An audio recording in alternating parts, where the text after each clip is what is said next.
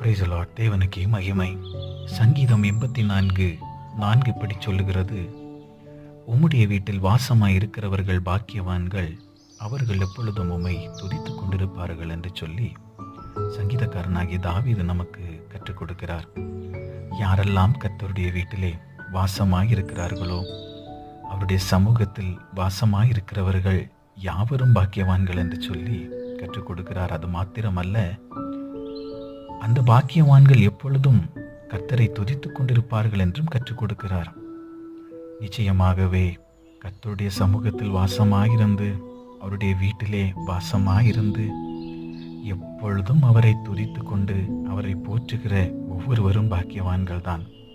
நிச்சயமாக நாம் யாவரையும் ஆண்டவர் மிகவும் சிறந்த பாக்கியவான்களாய் மாற்றி நம்மை அபரிதமாய் ஆசீர்வதிப்பாராக. ஆமேன்.